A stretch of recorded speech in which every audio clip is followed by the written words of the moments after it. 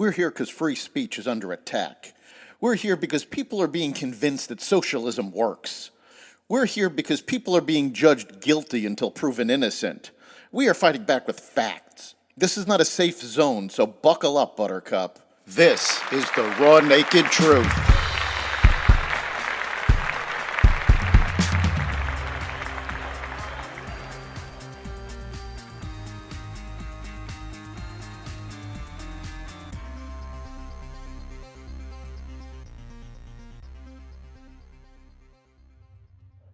Protected status for illegal migrants, interest rates unchanged, and more. Welcome to the Raw Naked Truth. I'm your host, Eric Lopkin, and here's the news you need to know. The Biden administration on Wednesday extended temporary protected status to 470,000 Venezuelans who arrived in the U.S. by July 31st, allowing them to live and work in the country for 18 months. The policy, which previously applied to people who arrived by early March, had been set to expire, but Homeland Security Secretary Alejandro Mayorkas said a review determined that conditions in Venezuela still prevent their safe return. New York Governor Kathy Hochul and New York City Mayor Eric Adams had lobbied for the changes, saying letting migrants work would help them and provide relief to overwhelmed social services agencies. The New York Immigration Coalition estimates that the change would affect about 60,000 Venezuelans in New York alone.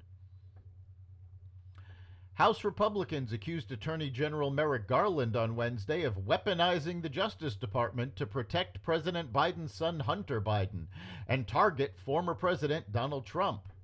There's one investigation protecting President Biden. There's another one attacking President Trump, House Judiciary Committee Chair Jim Jordan claimed. The Justice Department's got both sides of the equation covered. Garland defended the Justice Department's independence and its more than 115,000 employees, many of whom have faced rising threats in an increasingly politicized atmosphere. Our job is not to take orders from the president, from Congress, or from anyone else about who or what to criminally investigate, Garland said. The Justice Department works for the American people. The Federal Reserve left its benchmark short-term interest rate unchanged Wednesday, but kept the door open to another hike later this year to continue fighting inflation. The central bank has raised rates 11 times since March 2022, the fastest pace in 4 decades. The Fed also indicated at the end of its 2-day policy meeting that it would likely have to keep rates high for longer than previously hoped to prevent prices from rising too much, indicating that households shouldn't expect relief from high borrowing costs anytime soon. I'm worried for the consumer, said Tomas Philipson, University of Chicago economist and a former chair of the White House Council of Economic Advisors.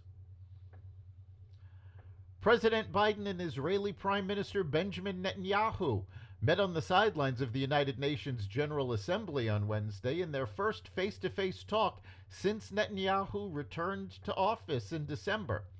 Biden said before the meeting that he and Netanyahu, who has assembled what many consider to the most right-wing government in Israel's history, would discuss some of the hard issues, including preserving checks and balances needed to uphold democracy, a nod to Netanyahu's controversial judicial overhaul.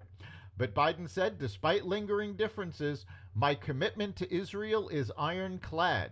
Analysts said the fact they met in New York rather than the White House indicated strained relations, but Biden told Netanyahu he hoped to see him in Washington by year's end. India on Wednesday issued a travel advisory warning its citizens of growing anti-India activities in Canada. India also suspended visa services for Canadians, escalating a diplomatic clash between the two countries after Canadian Prime Minister Justin Trudeau said investigators had uncovered credible evidence of potential involvement of Indian agents in the assassination of Sikh separatist Hardeep Singh Nijjar on Canadian soil. India called the allegation absurd, and the two countries announced tit-for-tat expulsions of top diplomats. Canada has the biggest Sikh population outside of Punjab. Sikh activists in Canada have held several big demonstrations calling for establishing a Sikh homeland, Khalistan, in India's Punjab region. Speaker Kevin McCarthy unveiled a new plan for a stopgap government funding bill in a closed-door meeting with GOP lawmakers on Wednesday evening.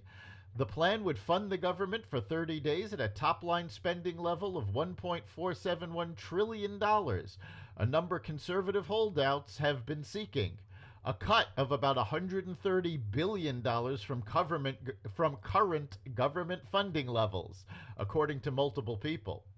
The cut would exclude defense spending, Department of Homeland Security, and Veterans Affairs.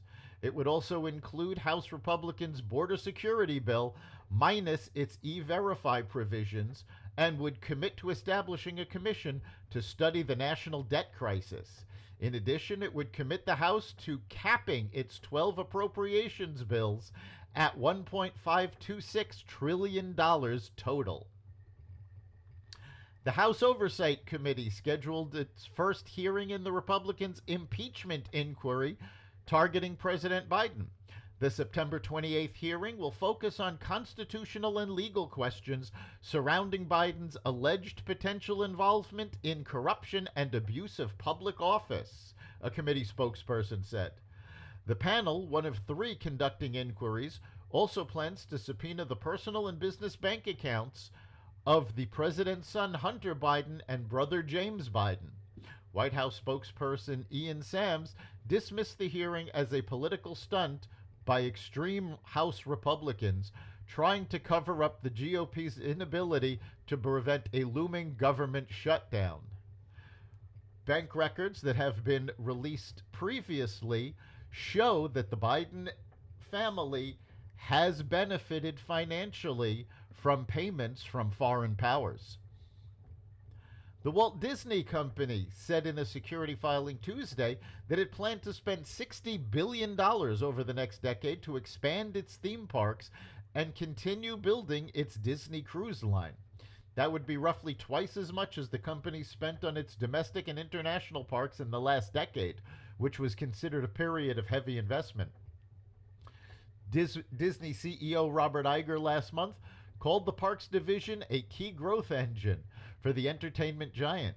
Disney's theme parks are expected to generate about $10 billion in profit this year compared to $2.2 billion a decade ago, according to the New York Times.